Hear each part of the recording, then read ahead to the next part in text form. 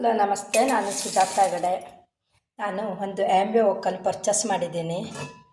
ಇವತ್ತು ಅದರೊಳಗೆ ಡೈಲಿನೂ ಅದರೊಳಗೆ ಅಡುಗೆ ಮಾಡ್ತೀನಿ. ಇವತ್ತು ಸಹ ಮಾಡಿದ್ದೀನಿ ನೋಡಿ. ಈಗ ಒಂದೇ ಒಂದು ಪಾತ್ರೆಯಲ್ಲಿ ಎಷ್ಟು ಥರ ವೆರೈಟಿ ಬೇಯಿಸ್ಬೋದು ಅಂತ, ಹಸಿ ಮಾಡಲಿಕ್ಕೆ ಅಂತ ನಾನು ಬೀಟ್ರೂಟನ್ನು ರುಚಿಗೆ ತಕ್ಕಷ್ಟು ಉಪ್ಪು ಹಾಕಿ ಬೇಯಿಸಿದ್ದೇನೆ.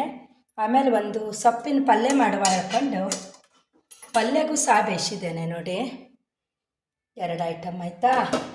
ಆಮೇಲೆ ಬೇಳೆ ಬೇಯಿಸಿದ್ದೀನಿ ಇದರೊಳಗೆಯ. ಎಂಥ ಖುಷಿ ಅಂದರೆ ಇದರೊಳಗೆ ಪಿಚ್ಚಿ ಪಿಚ್ಚಿ ಆಗಲ್ಲ, ಕಲರೆಲ್ಲ ಒಳ್ಳೆಯ ಮೇಂಟೆನ್ಸ್ ಮಾಡ್ತದೆ. ಮತ್ತು ನಮಗೆ ನಾವು ತರಕಾರಿ ಕೊರೆಯುವಾಗ ಯಾವ ಥರ ಇರ್ತದೆಯೋ ಅದೇ ಥರ ಮೇಂಟೆನ್ಸ್ ಮಾಡುತ್ತೆ ಅದು. ಒಳಗಡೆ ಒಂದು ಕಾಲಿರುತ್ತೆ, ಮಧ್ಯದಲ್ಲಿ ಬೇರೆ ಬೇರೆ ಇರಲಿಕ್ಕೆ ಈ ಥರ ಇರ್ತದೆ ಅದು.